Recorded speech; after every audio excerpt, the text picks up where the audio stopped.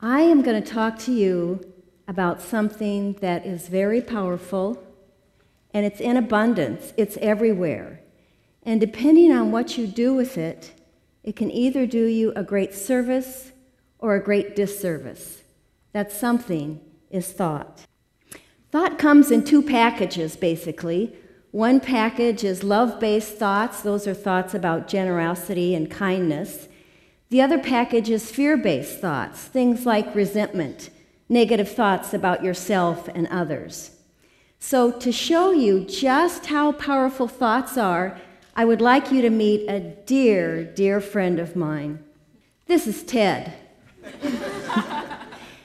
Ted talks. Ted loves to talk. Ted feels good about how he talks. But math is another story. Ted has been in a math class all quarter long, and he has lots of fear-based thoughts about his math ability. He thinks everybody in his math class is smarter than he is. He thinks that his professor doesn't like him. There's a test tomorrow. He thinks he's going to flunk it, and his parents are going to be really upset with him because he's not going to get a good grade.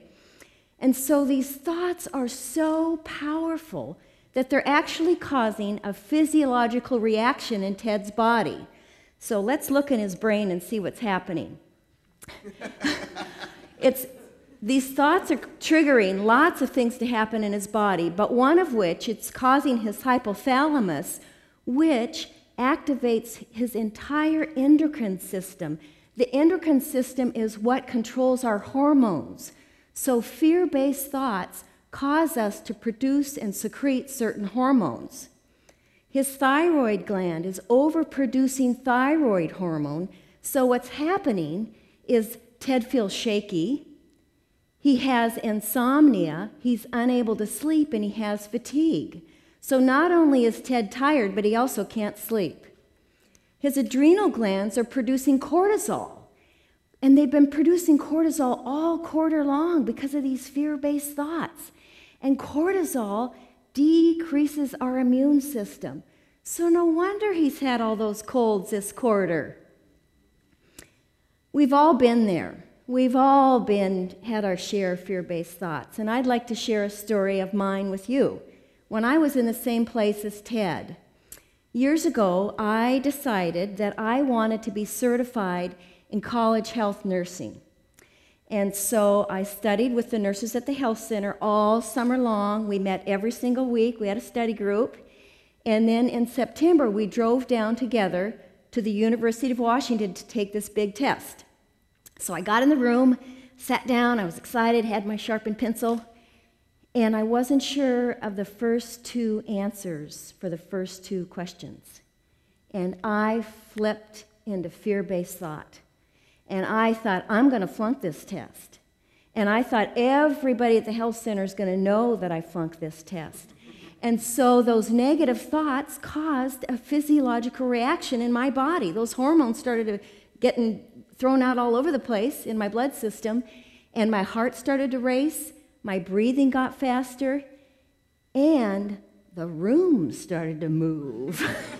And I mean, it was really weird. This had never happened to me before, like the floor was kind of shaking there. And I thought, I have got to pull myself together. So I looked at the wall, and there was one of those schoolroom clocks, and I focused on the second hand, and I put all my energy on that second hand. And pretty soon, my heart rate slowed down, my breathing slowed down, and I was able to problem solve to the point where I could say, okay, you're going to start with question 3, you're going to finish the test, you're going to go back to question 1 and 2 when you're all done. I did that. Lo and behold, I passed the test with flying colors. I did very well on it, but I will never forget the feelings that I had because of those fear-based thoughts. Fear-based thoughts are very powerful, but so are love-based thoughts. So let's look at what happens in our body when we have love-based thoughts. Our thyroid hormone is still producing thyroid hormone, but it's in the amount that gives us energy, not fatigue. Our endorphins are producing the amount that gives us that good feeling. In 1998, something emerged called positive psychology.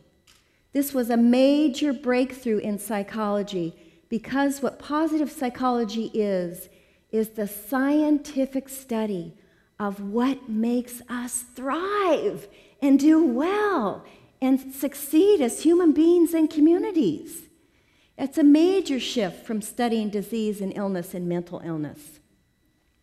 Martin Seligman, who is one of the founding fathers of positive psychology, and Christopher Peterson were so interested in this question of, okay, what are the characteristics that make us thrive, that make us be the very best we can be?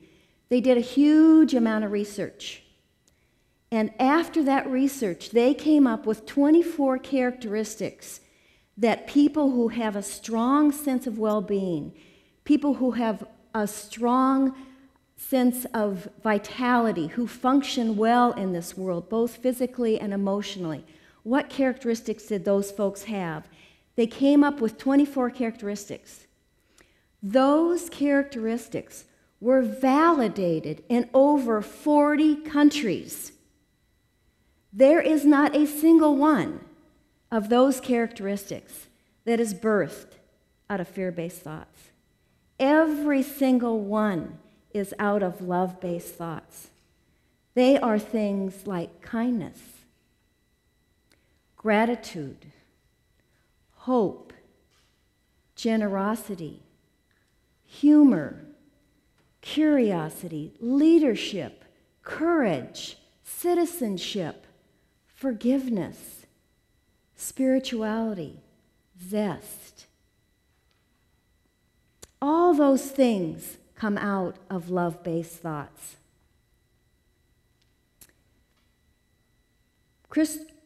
Martin Seligman was so convinced after his studies in positive psychology that people's attitude, optimism, had an influence on job performance that he convinced Metropolitan Life, which is this huge insurance company, he convinced Metropolitan Life to give all their new hires a 20-minute assessment to determine if they were optimists or pessimists, and hire them solely if the assessment said they were optimists. Metropolitan Life agreed to this even if these folks did well on the institutional exam. So they only hired them determined by the optimist test. 15,000 people took this test. 1 year after these folks were hired, 1 year later, they were outperforming the other hires by 20%. 2 years later, they were outperforming the other folks by 50%.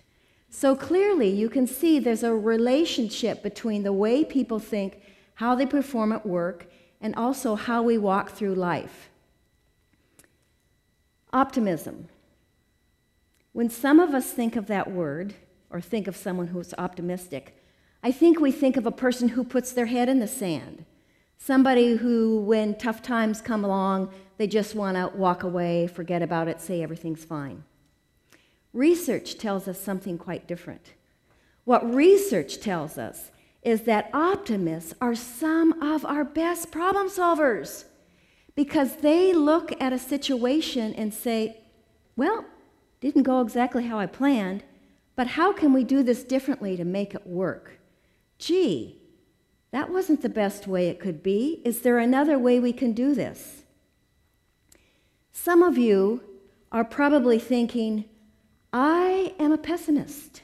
I am proud of it. My entire family is pessimists for generations, and there's nothing we can do about it. It's genetic. It's in our blood. You're partly right. You are partly right. 50% of it is genetics. 10% of it is situational, meaning do you have a roof over your head, food to eat, clothes to wear? But 40% is up to you. 40% is in your control. You have some power over this. And some of you might be thinking, wow, where in the heck do I start? Okay, I'm willing to put some energy into that 40%, but where do I start? I say start with first thoughts. First thoughts, as soon as you wake up in the morning, make every effort to make that first thought a positive one. And it can be simple. I am so grateful for these comfortable sheets. They feel so good. I'm so grateful for that bird singing outside the window. I am so grateful for the light coming in through the blinds. Some of us, when we wake up, our first thoughts are of dread.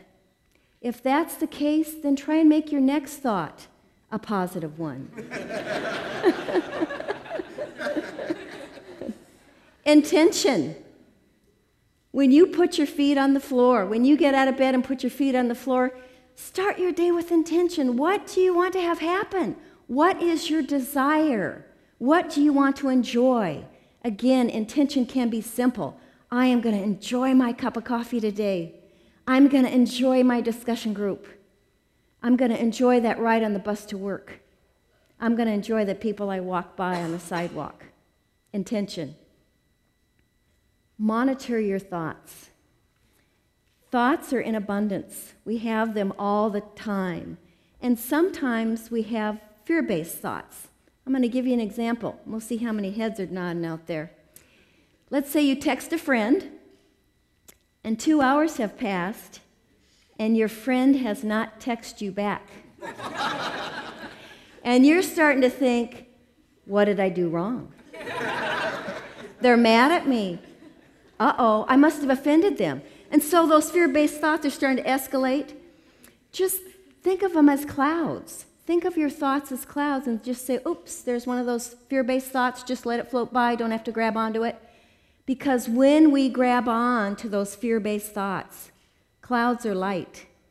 But the longer you hang on to it, the heavier that cloud gets. And let's say it's several hours, and now it's 2 days, and now it's a week. And it takes all your energy, and it's really hard to focus on the beautiful person that's sitting in that chair right in front of you right now and to connect with them, because all your energy is going into this negative fear-based thought. So monitor your thoughts. Gratitude is so powerful. Practice gratitude throughout the day. Sometimes when I get into fear-based thinking, I'll say, okay, Catherine, start your gratitude. And sometimes it's hard to be grateful when you're pissed off or upset. And so I'll just start thanking everything I walk past, from the dog to the bush to the tree to the stranger coming down the sidewalk. Just practice that gratitude. One exercise that can be very, very powerful is to either send an email or a postcard or a note every single day to somebody you're grateful for. This can be incredibly powerful. It can be life-changing. I offer it to you to try it and see what it does in your life.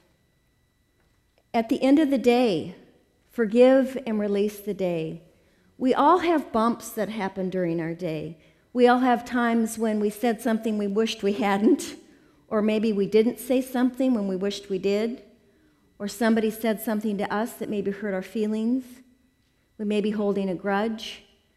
So just when you put your head on the pillow, briefly review your day and forgive it all. Forgive yourself. Forgive everybody that was in your day. Forgive it and release it and let it go. Just let it go. And then you can start the cycle over again.